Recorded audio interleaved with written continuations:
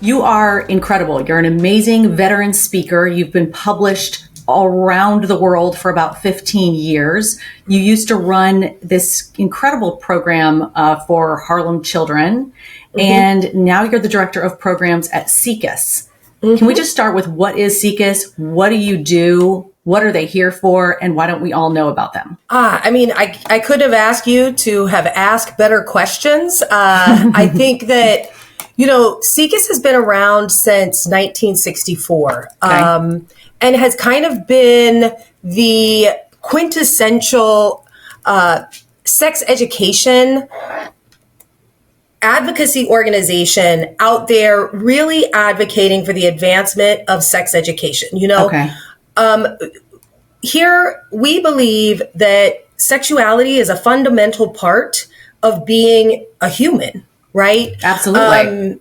It's one that's worthy of dignity and respect.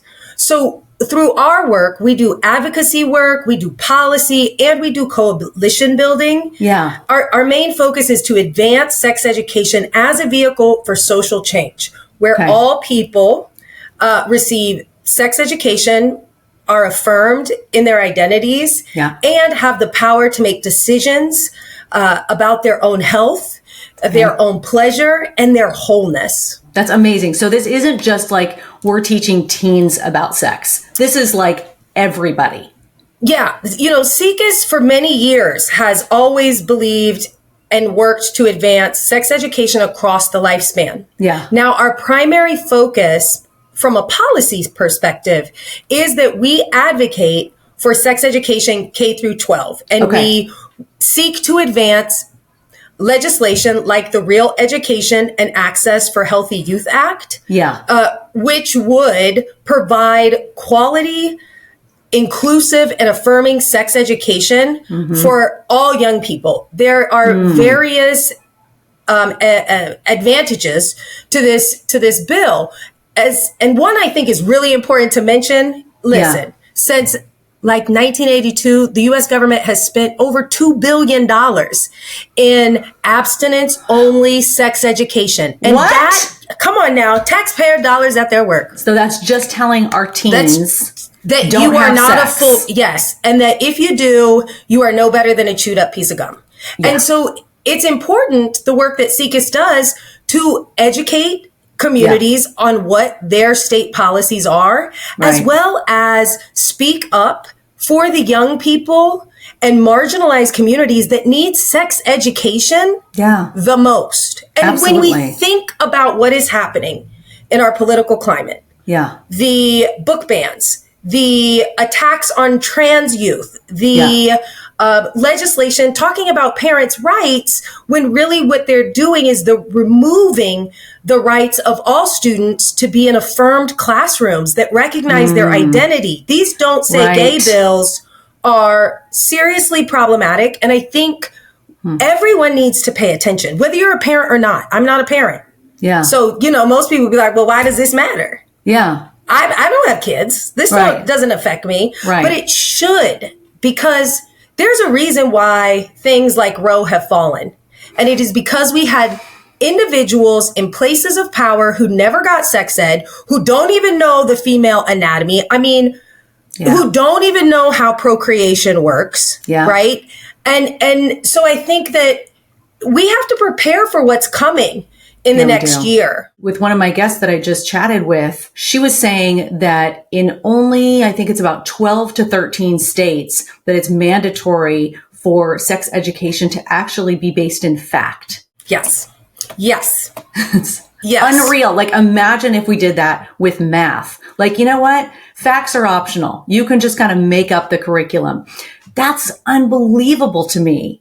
But here's the interesting part, because there are even progressive states like New York, where I taught for 10 years, that in districts, because people don't understand this, honey, sexuality, I've always said it, from the womb to the tomb. Yeah. It's a part of your everyday life. It is. Therefore, everyone is experiencing it differently. And because we do not have a national mandate that helps people to guide. Now, we have things like the National Sex Ed Standards, which FOSSI created, and that we're seeing states utilize as an implementation tool to understand what should be taught when. Yeah. We don't have a national federal sex ed policy that really can address some of the bad actors in various states. And even for states that do allow for sex education, right? Yeah. That do require, medically accurate sex education. Not all of those talk about LGBTQAI plus experiences. Right, right. Okay. And from state to state, district to district, and I can attest, classroom to classroom, what you're going to get is different. Where are we training, and who are these teachers? Because a lot of times it's PE teachers, and I don't know about you, but it was my 7th grade gym coach.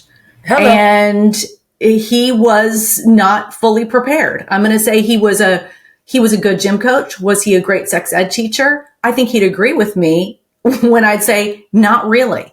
Well, every health teacher I know decided to go into PE education so they could play all day. And sex education ain't something you can play with, honey. You know what I'm saying? Bottom line, like, why isn't it just put in with science? Why isn't it just put in with biology? Why is it in this separate category called sex ed, where we're basically taking, these parts of us and going, you know what, these actually go in a different bucket. No, it's just the same as the functioning of our nervous system, our endocrine system. It's human biology. But I also think that there is things about sex education that implicate not only the biology. True. But also the sociology. True. The psychology. Yep. And the spiritual variables of each individual person that really make it something that you can't just say, let's just put this in a health class. Because again, as somebody who was an educator for a long time, 36 weeks, which is a full school year, is almost not enough time to even scratch the surface of human sexuality. And when, for me, and I taught across the lifespan, in K through 3rd grade, what are we talking about in sex ed? Because people get freaked out. Yeah. We're talking about our body parts. Sure. We're talking about how to communicate if someone touches your body parts inappropriately. Right. Yeah. We're teaching young people how to confide in adults. Yeah. Trusted, knowledgeable adults. Sure. How to start the process of understanding what boundaries are. Yeah. And how to be able to foster healthy friendships. And I'll tell you again, K through 3, a friendship is a friendship is a friendship. 3 through 5, a friendship is maybe a little crush. Right. 6 through 8th grade, a friendship might be more of a crush. And then once you get into high school, especially with advancements in technology and young people's access to social media, a friendship, maybe a situationship, a relationship. I mean, they're exploring a lot. So I really think it's important we give young people the tools that they need to protect themselves. And it's not just about pregnancy prevention or risk reduction. It's so many things. It really is. It is so many things. So when you're going around and speaking, who are you speaking to mostly? Are you speaking to sex educators like the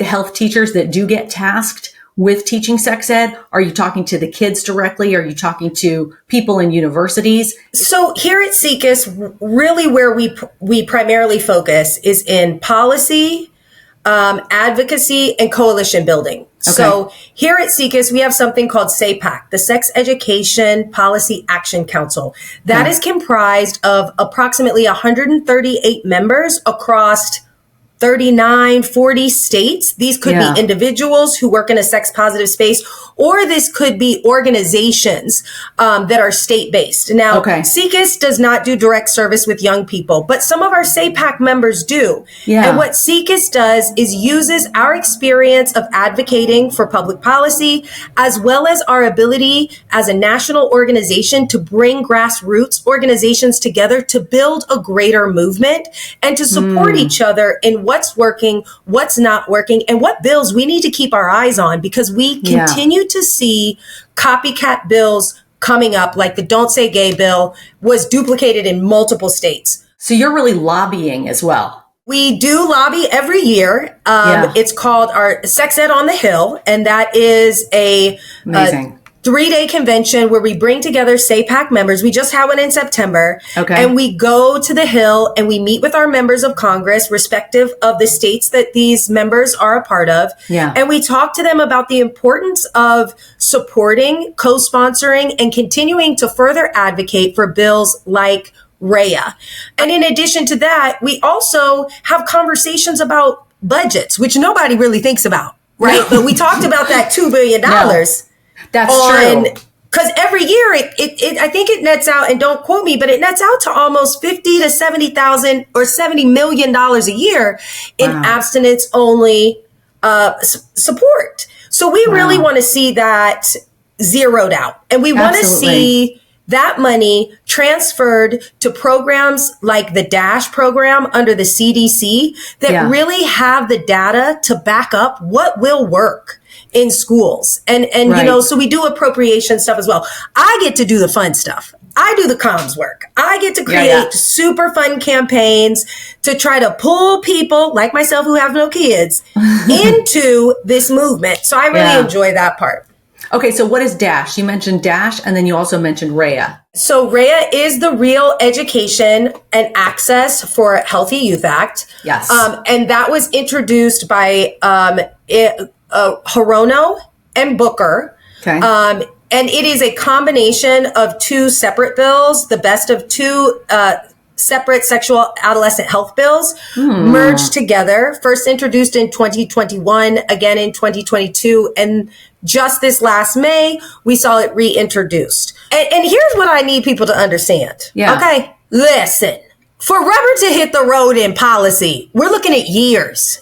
And sex education is a bipartisan effort, but when we really start to talk about the distinctions between abstinence only or some of these risk reduction only and what a quality, inclusive, affirming sex ed looks like, they're totally different. Because when we start to think about what we're advocating for and what REA really will help to grow, it's sex ed that's, you know, culturally competent, trauma informed, age appropriate, scaffolded, medically accurate, affirming, and inclusive. To get that right, though, you have got to navigate even the changing landscape of how we're identifying. Yes. And like you said, even the, you know, the trauma part is so important. We don't know the baseline of coming in, what somebody has been dealing with, whether they are a 15-year-old or a 25-year-old or a 55-year-old. We don't know where they're coming from because like you said, we don't have this unified, here's what we get to learn. Here's what we all learn. There is no unifying element. The issue is, for me at least, somebody who has taught, again, across the lifespan, when I first started teaching in Harlem, the one thing I recognized is you got to connect with parents. And I can remember I did a class that was called Ages and Stages. And it was for parents that were expecting up until 3 years old. There is a whole plethora of sexual development that happens that we don't talk about. Yep. And so when I would teach that class, you know me, I am no holds bar, boom, boom, boom, straight shooter. Like I'm bringing it. And so when I would talk about, you know, why is it you should start to identify body parts with your child before they have language while you're changing them, is because you want them to be able to articulate if someone touches them and know that those body parts are theirs. That's and right. When you got to that section, you would see adults shifting and squirming because in communities of color, Black communities, I mean, incest, sexual assault at a young age is highly likely. And it's not just about race. It's not just about socioeconomics. It happens in all communities. Yeah. We're just not talking about it. That's true. And so I think it's about us recognizing that this goes beyond how not to get pregnant and, you know, how not to get an STD, but how to understand what femicide is and how to process the high rates of trans Black women who are dying every day. And I think that these are not the conversations we have normalized. In 2021, the FBI put out a report, right? Every day in 2020, 4 Black women or girls were murdered. So when and that's just, and I only know that segment because I taught a thing on that. But if I looked at Indigenous women, or if I looked at rates of domestic violence in just generally communities of color, we will see higher rates. I think that we have to recognize how this all correlates. When I taught, I used to say to people, show me a 15-year-old in juvie, and I bet I can show you a young man struggling to understand what masculinity is while simultaneously, possibly, trying to process an unfortunate abuse experience he has never been given an opportunity to talk about, and or a 15-year-old child who is about to become a parent, desperate to try to find a way to provide for his young family. Sex education can help. It's not the solve, especially when we're removing abortion rights everywhere, but it is something that can at least be a jumping off point to long-term positive health outcomes. Absolutely. So something that you said last night when we were talking was that when you go in and you talk to these people, that you're saying, have as much sex as possible. And you're saying, obviously, have safe sex, use condoms, be informed, consent. And so what is the reaction when you go into these communities and you say that? And what is your really what's your goal with that? Being somebody who's taught for a long time and a public speaker for a long time, I can give you my answer as per MH Sexpert, right? Yeah.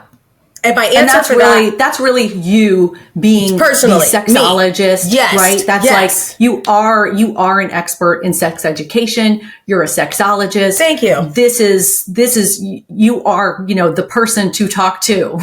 Yes, and I appreciate that. And it makes sense why I work where I work. Yeah. But because it's so interesting how my principles as a sexologist are so closely aligned to SIECUS, Sex Ed for Social Change. Right. And when the opportunity came to get this job, it was like, oh my gosh, I've used your data, I've used your literature, I've used all your things to build things. And now here I am in it. So I think the reason I say that to people is because I believe that people should be affirmed in their identities. Yeah. I do believe that we should all be sex positive.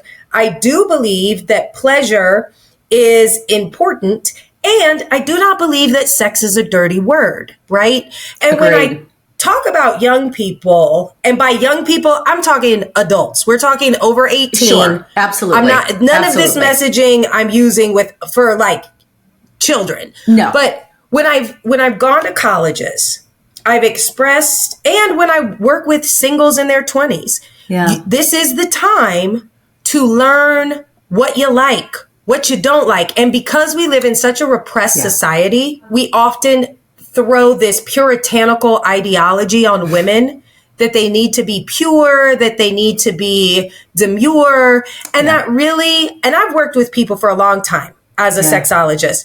And the amount of people who are like, I've never had an orgasm. I don't know how to masturbate. So I always encourage people when you are young, and you should be exploring your whole life, but you don't get as tired when you're young, right? Like you don't mind 7 roommates in a 4-bedroom, right? Like, but as you get older, you're like, I'm good. So I encourage that, but not only is it about consent, safety, it's also about a mental and emotional clarity as to why are you doing what you're doing? Are you doing it because social media is telling you? Are you doing it because you're curious and want to explore your sexuality?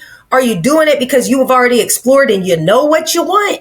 Yeah. And I think that self-pleasure, masturbation, those are the things that build a person's confidence. Yeah. And I think it's also important that people need to practice, not just students, but adults need to practice. And that's why with the work that I do at SIECUS, while the policy is to advocate for sex ed, K through 12. Yeah. The reason we do it is because there's so many adults out there that just don't know anything. No. And we have the power to change directions for the future. And guess what? Maybe if we get a whole bunch of young people and we can pass Rhea, we get a whole bunch of young people with quality sex education, maybe we can roll back some of these repressive reproductive justice laws that have been put in place. These harmful anti-trans bills, these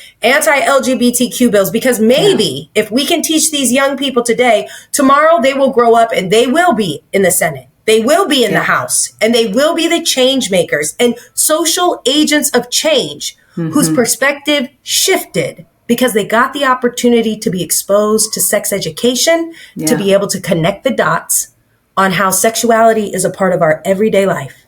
It's a part of being a human fundamentally. From your lips to God's ears, that would be phenomenal. Truly, truly. That like gives me the chills. It really does. Because when we are uninformed, it can be easy to take fault with somebody and say, hey, that's so ignorant and whatever. But if we're not exposed to something, psychologically, we're threatened by it. We're scared of it. We think, oh my gosh, it's going to turn me into this or make me this. It's threatening our stability in whatever way. I think there has to be some level of meeting people where they are.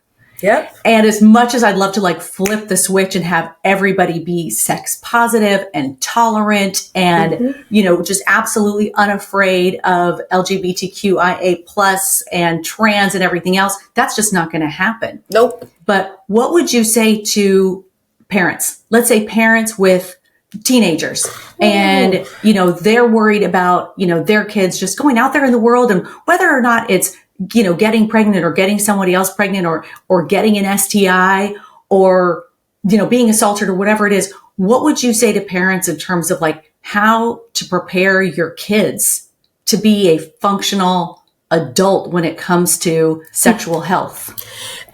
Thank you for asking. This is a really loaded question. It is. But it's so important. Okay. Yeah. So first thing I would say, start early and have conversations often. Yeah. Right? Absolutely. Because I think that's the kicker. It is. You've seen across the news, everybody's like, they're hypersexualizing our babies. No. What we're trying to do is we're trying to give children the opportunity to have the language, the words, to be able to go to their trusted, knowledgeable adults to seek guidance. Okay. So that being said, like, that's the first thing. Now, if you're like, wait a minute, the train has left the station. I got a budding teenager. I don't know what's going on. Yeah. So and it's so funny you would ask, because I've done these kinds of workshops. So maybe how I would ask a parent, how often are you having a date night with your child? You are your child's first love, regardless of their sexual orientation. Sure. It is up to you to teach them how their partner, regardless of orientation or gender expression or gender identity, it is up to you to teach them how they should be taught. Now, this is where it gets complicated for adults and why, SIECUS, Sex Ed for Social Change, is looking to create new pathways for adults to learn as well. Is that you got to be okay with your own stuff. It's true. We've got to look at ourselves and take responsibility for it. And that's a big one though, because, you've got this kid that's growing up, really quickly. I think there's a little bit of, you got to fake it till you make it a little bit. Absolutely. You got to play the part a little bit. You totally do. And the first thing, fix your face, parents. You need to go into the bathroom and pretend that your child just came to you and said, my hoo-ha is itching. I missed my period. My girlfriend missed her period. I think I'm gay. And you need to look at yourself in the mirror and look at your reaction facially, because sometimes we might say, hey, I totally support that. But our whole body language is like, oh boy, what is happening? So true. So true. Yep. I mean, that gets into like sensitivity training. Yep. Yeah. I was just interviewed by Parents Magazine about how to talk to your kids about sex. And I told you, I've got a 17-year-old, I've got a 27-year-old. I remember the conversations I had with my 27-year-old when he was probably 12. And, and with my daughter, it's been, throughout her whole life, essentially. And it was basically, look, we're not doing them any favors if we're not talking about it and if we're not being empowered in our own sexuality. So the more we're empowered in our own sexuality, the more we are comfortable and can sit in it comfortably.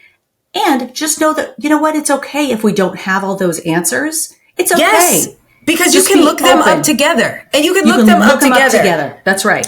The easiest thing to say is, hey, kid, you can come to me with anything. I may have a really crazy reaction at first, but I'm your parent. I'm going to help you. I'm going to be there for you. I also encourage, there are some really great websites and resources. So I will go ahead and call back to the National Sex Ed Standards. It is a relatively thick document, but there are pages on it that you can go to that it's going to tell you, based on this framework that was put together by doctors, teachers, therapists, like the best in the business, and modeled after the national health, phys ed standards, right? That's kind of but it's all about sexual health. And you can go and see what your young person should know at what age, or what we recommend. So it's a whole chart, and I'll be sure to send that to you. So please do start to work that. If you have middle school, if you have late elementary, middle school, please start listening to what they're listening to, their music. Start paying attention to the shows they're watching. Watch the shows they're watching, and use those television shows to bring up topics that might have been more difficult for you to bring up, right? Oh my gosh, this is exactly what that article was about. By the way, I'm going to send it to you now, because that is exactly what I said. I said, use shows like Sex Education, or whatever. There's so many shows now that are into, use those characters as a jumping off point. And if you're in the situation where you can bear to be in the same room with, a sexual situation, and not one of you is I got to go to the bathroom, or I've got a stomach ache all of a sudden. Use it to even say, you know what? This is so uncomfortable. It's uncomfortable because we never talk about it. Use pop culture as a conversation. For K through 5th grade, a really great resource is Sex Positive Families. Also, and I'll send you all these links. Also, is this sexpositivefamilies.com? Yes. Okay. And they have an Instagram handle. Also, amaze.org. Amaze.org. Amazing resources. Advocates for Youth has amazing resources. And I would like to go back to amaze.org. They're going to give you videos from kindergarten all the way to 5th grade. Robbie Harris is an author who writes children's books that are illustrated in ways that children can understand, because the most important part about talking to your young person at whatever age is that it's developmentally appropriate. So we wouldn't teach a 3rd grader or a 2nd grader the act of intercourse, but we would let them know that babies do not come in from storks, and they do not sit into your mom's belly. They sit in a uterus, also known as a womb. And for that to happen, a sperm and an egg would have to meet. And a daddy has a sperm and a mommy has an egg. Now, you don't need to tell them you may not need to tell them the actions by which they meet up, because they may not be developmentally ready for that. So really, and these standards, these national sex ed standards, will really help you to understand what to teach, along with the resources that I gave are a really good starting point, because it can be daunting. It can be overwhelming, and you should just pull on all the resources that you can. And so one of the things that SIECUS does that goes even beyond that is we also have toolkits for parents who might have a child in school where they're not getting adequate sex ed, or they're getting bad sex education. Oh, even worse. So we have a toolkit that can help parents understand how to advocate for more appropriate, inclusive sex education at their schools, what to say to administration, how to show up to a school board meeting, how to ask the right questions. So I'll definitely make sure all of your audience has that toolkit and access to that toolkit. Like, this is why I love sexuality, honey. Yeah, there is so many layers that we could go down, and we haven't even this isn't even a space we gonna talk about like adult stuff. We're just talking about the basics. Exactly.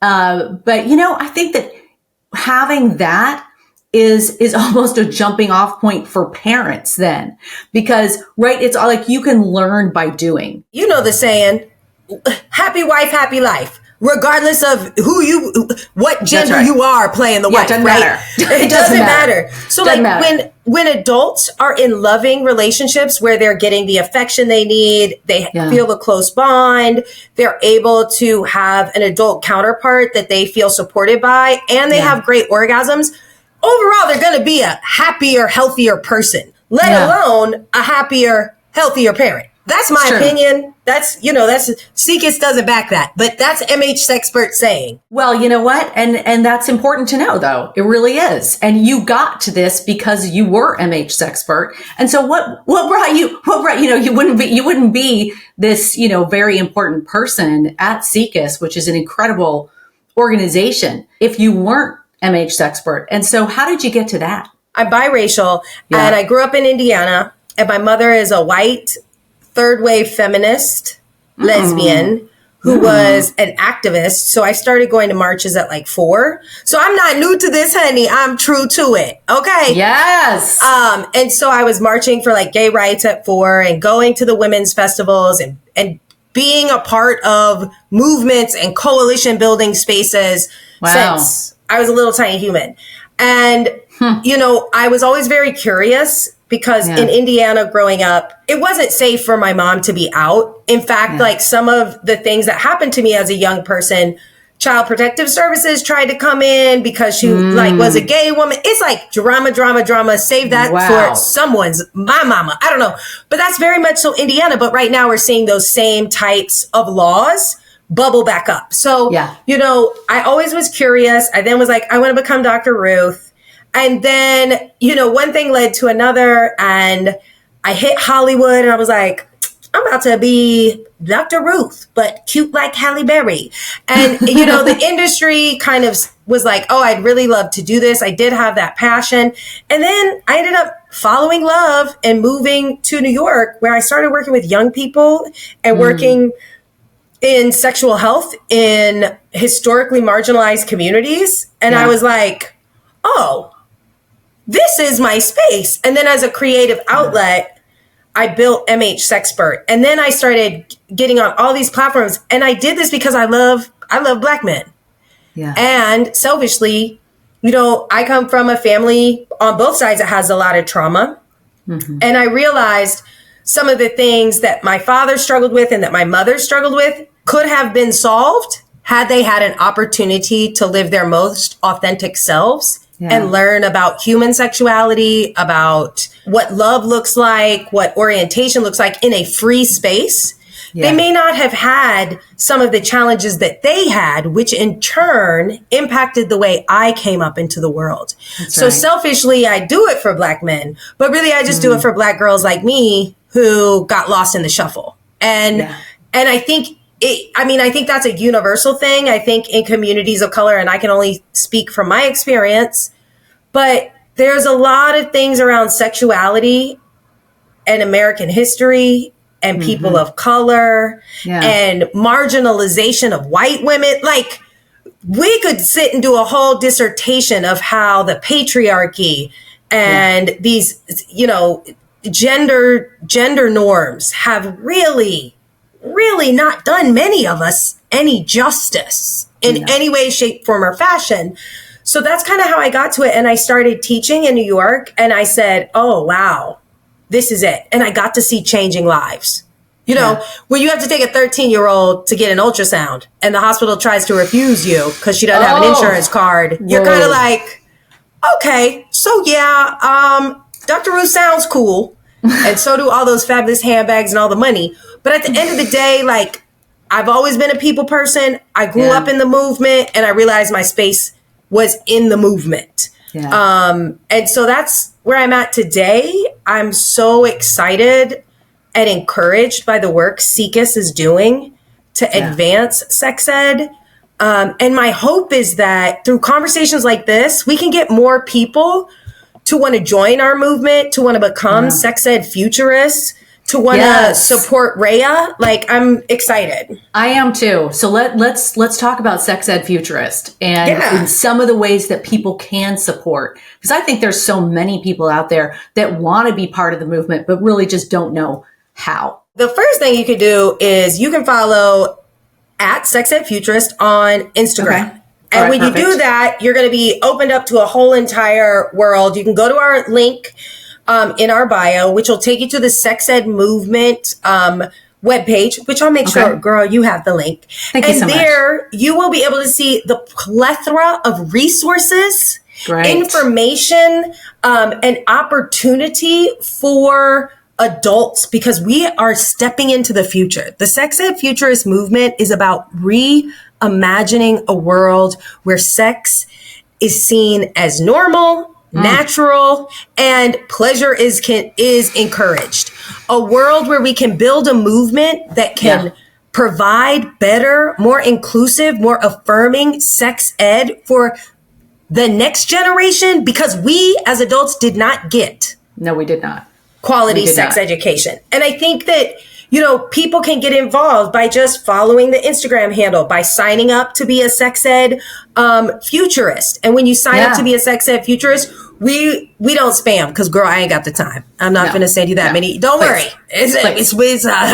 We're a small but mighty team. You will not be getting spam. But what we will be doing is, when there is legislation in your state that's crazy, we're going to send you a little form, and we're going to ask you to push back and contact your member of Congress, your representative, and say, I'm not for this. We need to push Rhea. And here's the beauty. We've written all the copy.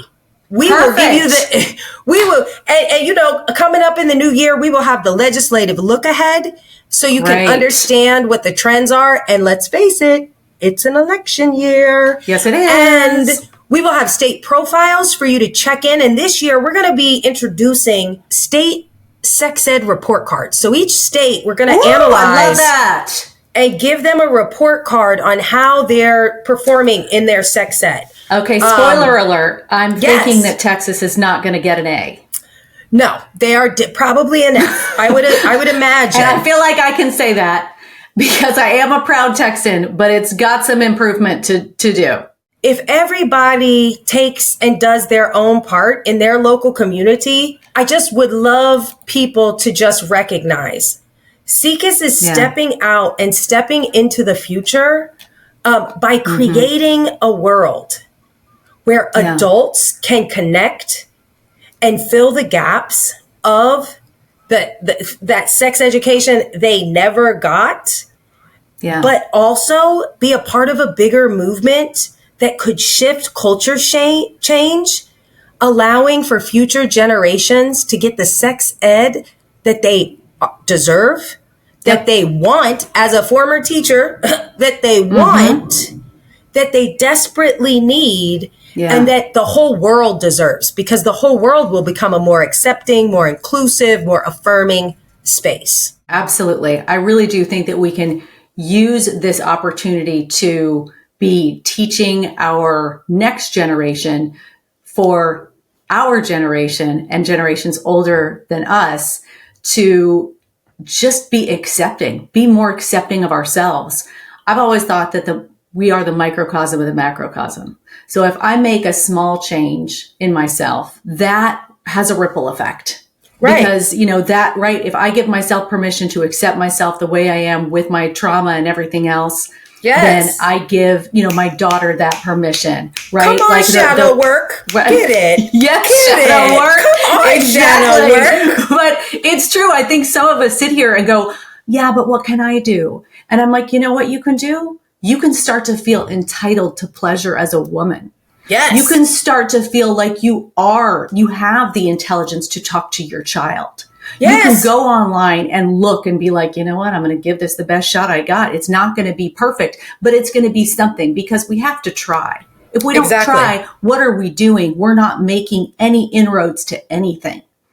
And so I really believe that, you know, the work you're doing is unbelievable. I mean, this is why I am so happy that we are partnering Huge Pussy with you. Yay! And I am so excited because, as, you know, not just a mom, but, you know, being a mom has been such a massive thing in my life, because you don't want your kids to go through the same things you did.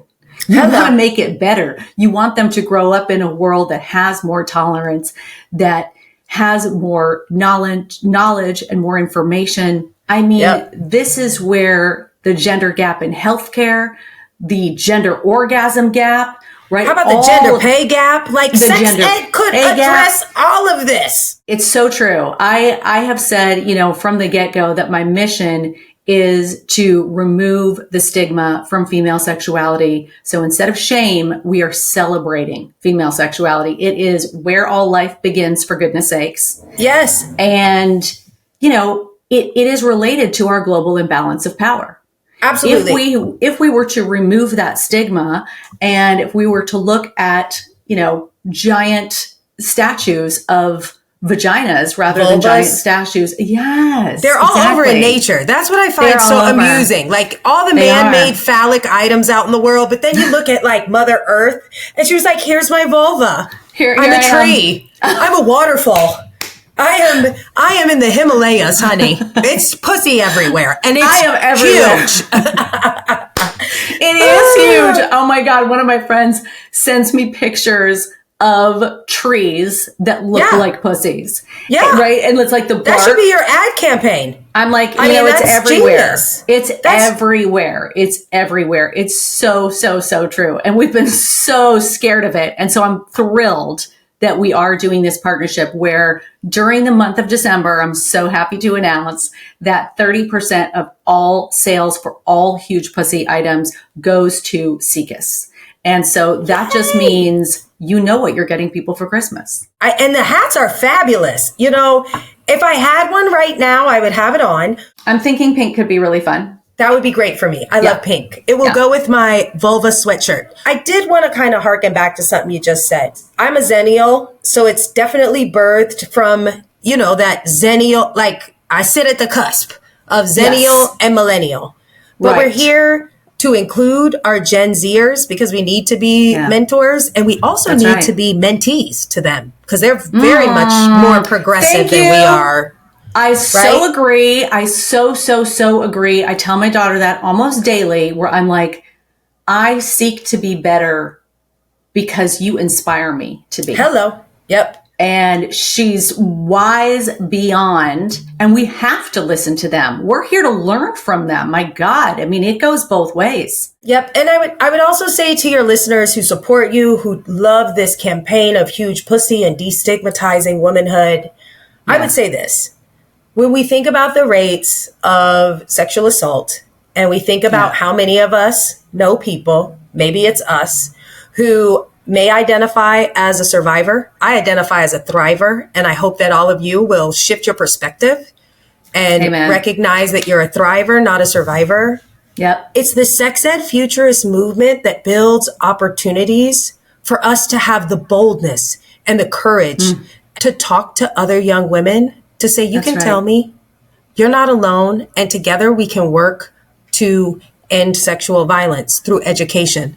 We can work to create more equitable spaces through sex education, because sex education is a vehicle for social change. So I really hope. Most definitely. I can't wait. We have so many things, and you're going to come on one of my webinars soon enough. I would love to. We're going to have you on the Sexed, SEXED, After Dark, where we provide a safe space for adults to explore sex education through adult content. We're bringing the world's leaders in sexology, therapy, sex positive advocates, and commentators in one space where we will have structured live webinars for you to learn about sexuality. So we can fill that gap that you didn't get and put you in the movement to create change for the next generation. Which is very what I would call huge pussy energy.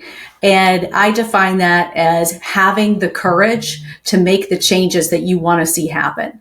Okay. Right? Because what huge pussy is all about is we're here to empower women and empower people. Let's just be honest. It's empower people and then give back to supporting organizations that support women. There's so many of us that are walking around with shame that we've had from our teen years, from our kid years, from our young 20s, from yesterday, whatever, where that shame, I've always said the seeds of shame proliferate in silence. So they are going to grow and they are going to multiply.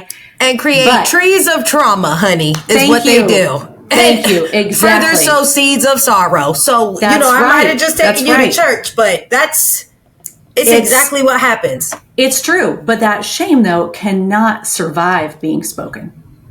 Nope. Especially when you choose to shine a light in those shadowy places of the discomfort of these conversations, right? Yes. And huge pussy merchandise.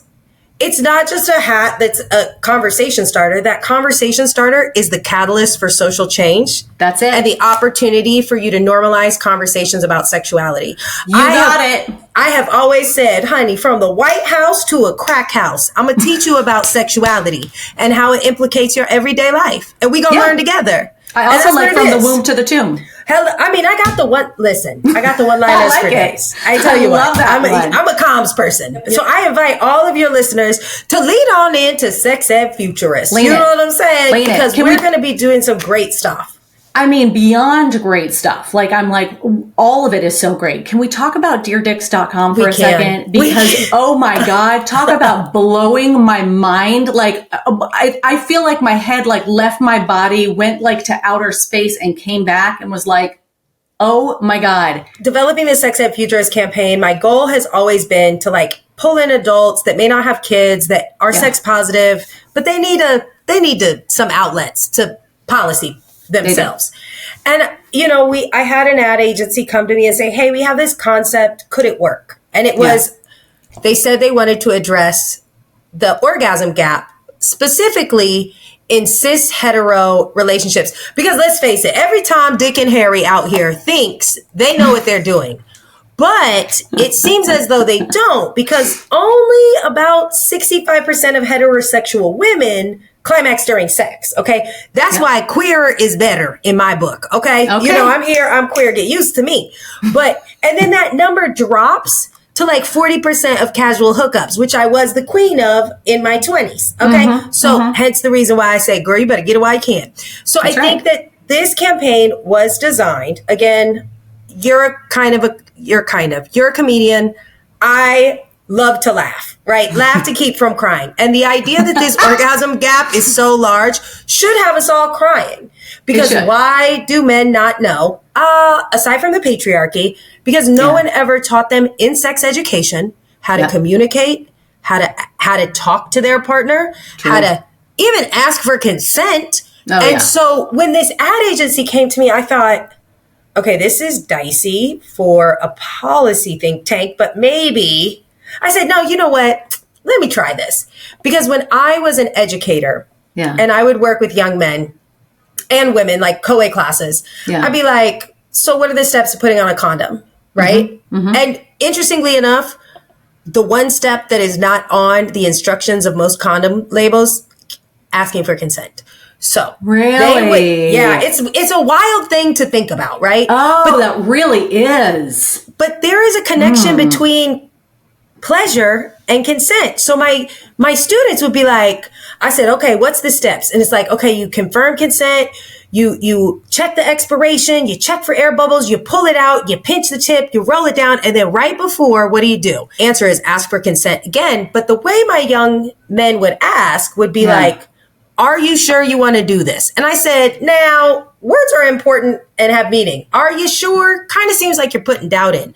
So how about we focus on the pleasure of your partner and ask, what position are you interested in trying first? I love this. Do you like this? And I know a lot of people would look at me and be like, you are teaching high school seniors. Yes. 17, 18, and some 19-year-old students who are about to go to college that consent and pleasure are connected. And those are the messages when you think about age-appropriate sex ed, communicating boundaries, right? Yeah. That's just a senior way to do it. Yeah. And when we think about the National Sex Ed Standards, the second, third grade way is, can I give you a high five? Can I shake your hand? That's right. But do you see how it's a scaffold?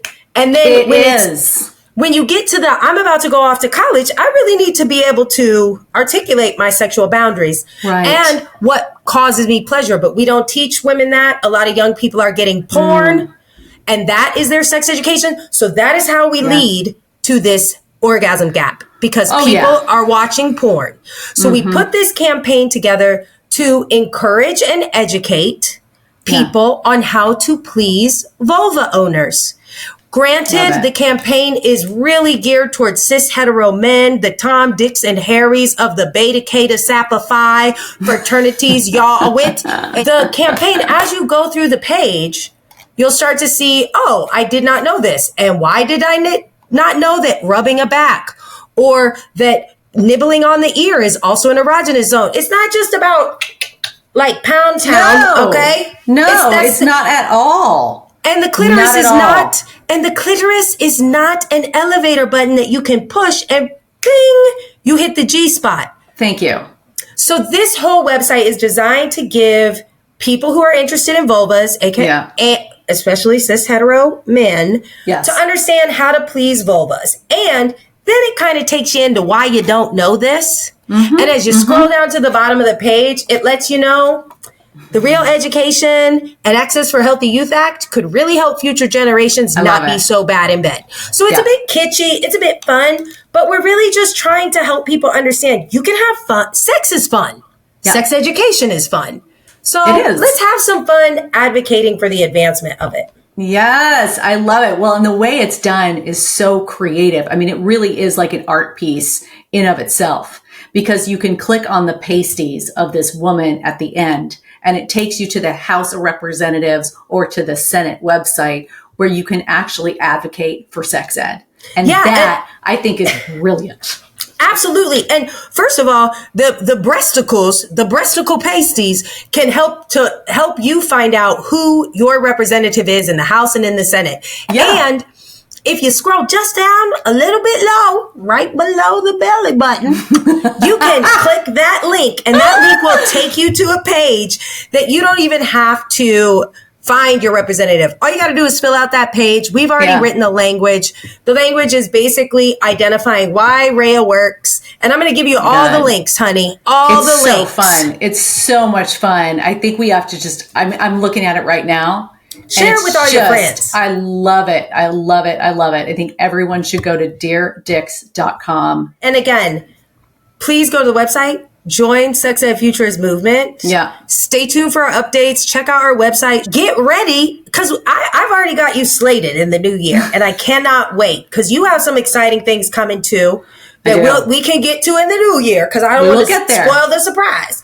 But get that huge pussy energy merch. I deeply appreciate you taking time and interest in the work that SIECUS has been doing. Again, since 1964, we have been doing the work. Yeah. And this new era as SIECUS Sex Ed for Social Change, we're really here to kick in the doors to advocate for the future generations. Yeah. Because they deserve affirming sex ed. And we cannot continue to let what's happening happen.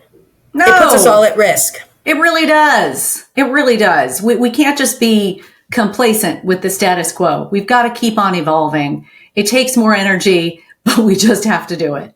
Your work is beyond amazing and awesome and courageous, and so based in the passion you have, which is infectious. And so I feel like SIECUS is so lucky to have you as their beacon because thank you. Just wow. And I really, truly, I feel like everyone should hear you speak, and you make it fun. You make it fun. You make it exciting. And that's the way it should be. It shouldn't feel like it's a chore. It should feel like, come on, let's do this. Let's do this together. But just in terms of you and SIECUS, where can people find you? Where can people find SIECUS? Okay, so for SIECUS, you can go to our home landing page, which is at SIECUS.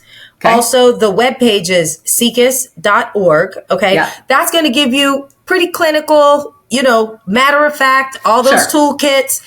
You can also go to at Sex Ed Futurist, which is this movement we're building. Perfect. For me personally, you can find me at MH Sexpert. So MHSEXPERT on all social media.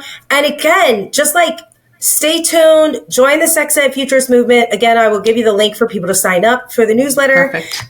And just get ready to have a good time. Like 2024, I'm going to push the limit as far as I can. Good. To create change.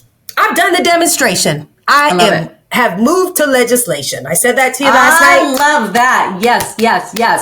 So important. But you got to have it all. You've got to have it all. And you're doing it all. So I am honoring you with all of my huge pussy energy, and will continue to. And I'm so happy to know you and to call you my friend. Absolutely. Thank you so much, Jacqueline. Thanks for being here. I appreciate you.